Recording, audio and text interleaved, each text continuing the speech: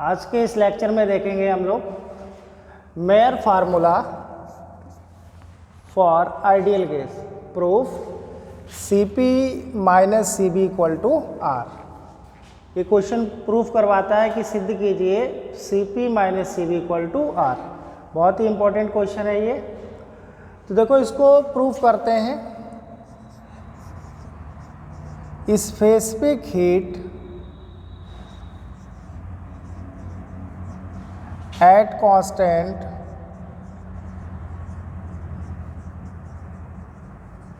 pressure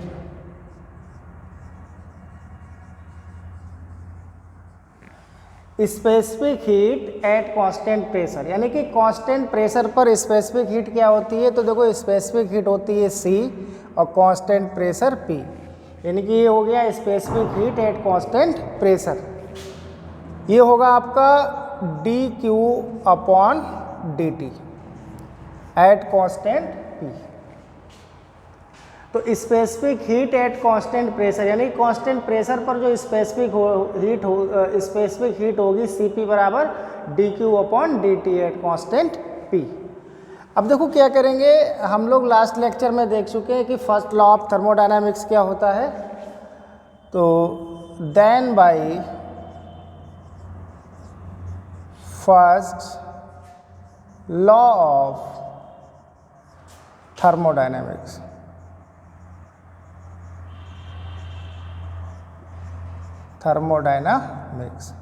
तो देखो first law of thermodynamics क्या होता है।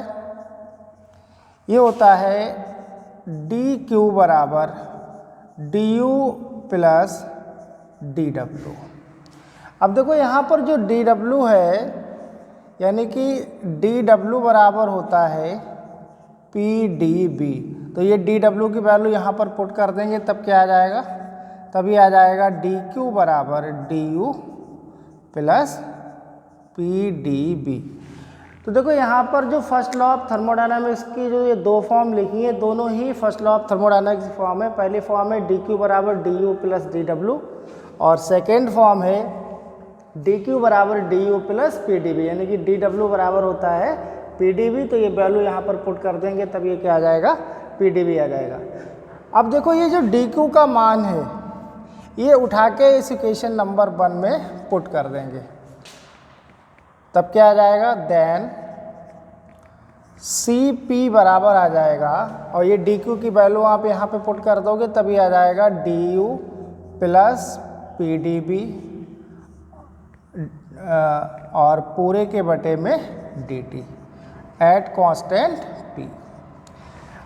अब देखो यहाँ पर जो dt है ये पूरे के बटे में है, यानी कि du प्लस pdb इसके पूरे के बटे में dt है। तो इसको हम लोग लिख सकते हैं Cp बराबर du upon dt at constant p, यानी कि हो जाएगा du upon dt at constant p, और प्लस है तो प्लस लगा दीजिए, फिर क्या आ जाएगा p into d B upon D T at constant p, यानी कि आ जाएगा p d B over D T at constant p। इसको मान लेंगे इक्वेशन नंबर 2। अब देखो इसके आगे करेंगे। अभी हमने क्या निकाला था, specific heat at constant pressure, और इस कांस्टेंट प्रेशर पर स्पेसिफिक हीट क्या आई थी, Cp बराबर दिस। अब निकालेंगे नाउ स्पेसिफिक हीट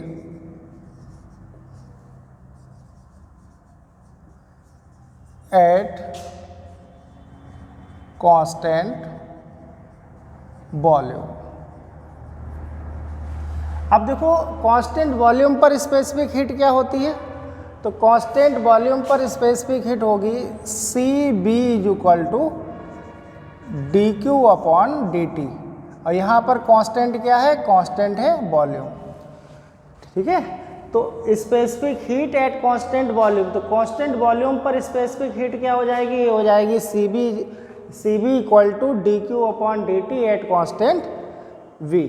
अब देखो यहाँ पर क्या करेंगे, जैसे अभी हमने फर्स्ट लॉ ऑफ थर्मोडायनामिक्स से जो dq की वैल्यू यहाँ पर पुट की थी, तो यहाँ भी सेम ऐसे करेंगे, dq का मान ये जो है उठा के यहाँ पे पुट कर देंगे, तब ये आ जाएगा C B equal to D U plus P D B upon D T at constant v। तो ये आ जाएगा आपका। अब देखो यहाँ पर क्या है, b कांस्टेंट है, तो आप कहेंगे यहाँ पर क्या हो जाएगा, b कांस्टेंट है, तो चूँकि b इज इक्वल टू कैसा है, कांस्टेंट है, यानी कि वॉल्यूम कांस्टेंट है। और जब b कांस्टेंट है तब क्या हो जाएगा, dv इज इक्वल टू 0 हो जाएगा। अगर b कांस्टेंट है तो dv इज इक्वल टू 0 होगा, तब क्या होगा, ये वाला पूरा टर्म्स 0 हो जाएगा। तो क्या बचेगा, du upon D T at constant b। तो ये आ जाएगा C B equal to du upon D T at constant v। इसको मान लेंगे इक्वेशन नंबर 3। ये हमारी इक्वेशन नंबर 3 आ जाएगी।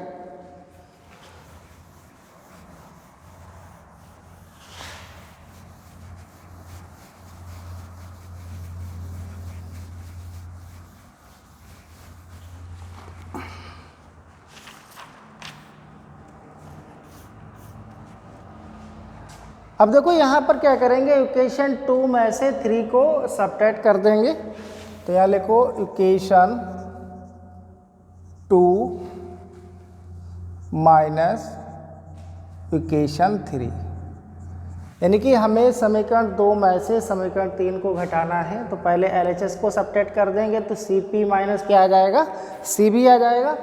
तो ये आएगा CP minus CB equal to, इसका RHS लेंगे तो ये हो जाएगा du upon D T at constant p plus p du plus p db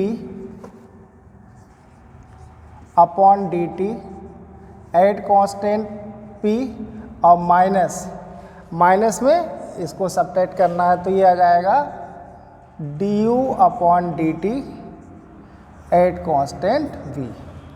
अब देखो यहाँ पर du upon D T at constant p और minus du upon D T at constant v, ये दोनों आपस में बराबर होंगे, क्योंकि यहाँ पर u क्या है, इंटरनल एनर्जी है, और इंटरनल एनर्जी सिर्फ टेम्परेचर पर डिपेंड करती है। तो अब ये टेम्परेचर पर डिपेंड करती है, तो ये दोनों टर्म्स कैसे होंगे, आपस में इक्वल हो जाएंगे।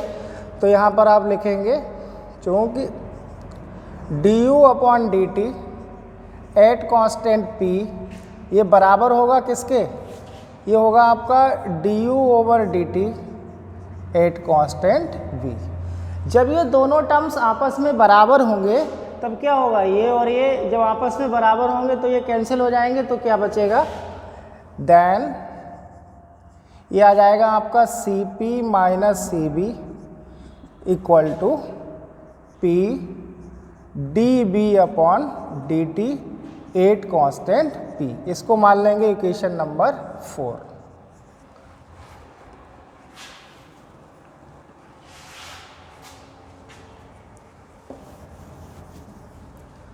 अब देखो, देन बाई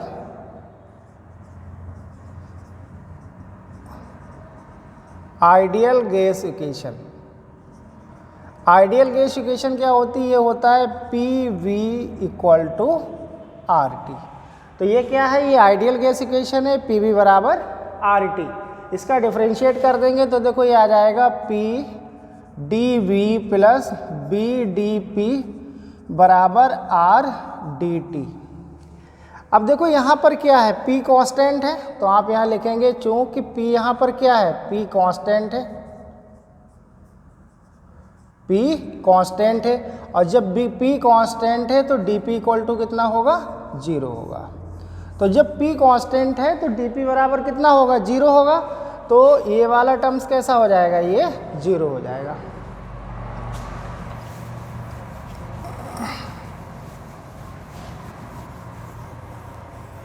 तो यहाँ से हम बचेगा क्या हमारे पास, ये आएगा PdB इक्वल टू RdT। चूँकि ये वाला टर्म्स पूरा 0 हो जाएगा, dP बराबर 0 है, तो बचेगा क्या, PdB इक्वल टू RdT। तो यहाँ से dt को बराबर के इधर ले आएंगे तो यह जाएगा dB upon dt is equal to R. और देखो यहाँ पर कांस्टेंट क्या होगा, कांस्टेंट प्रेशर होगा, क्योंकि P बराबर क्या है, कांस्टेंट है। तो यहाँ पर देखो हमें P D B over D T का वैल्यू हमें मालूम चल गई कितनी है, आर। और ये वैल्यू उठा के इक्वेशन नंबर पुट के RHS में पुट कर देंगे, तभी आ जाएगा हमारा C P minus C B equal to R. तो यहाँ पे लिख सकते हैं this put in equation 4 comma we get, तभी आ जाएगा C P minus C B equal to R. तो देखो ये जो C P minus C B equal to R है, यही हमारा क्या है, मेयर्स फार्मूला है, और यही हमें प्रूफ करना था। तो ये बहुत ही इंपॉर्टेंट क्वेश्चन है, आप इसको सॉल्व कर लेना। क्या करते हैं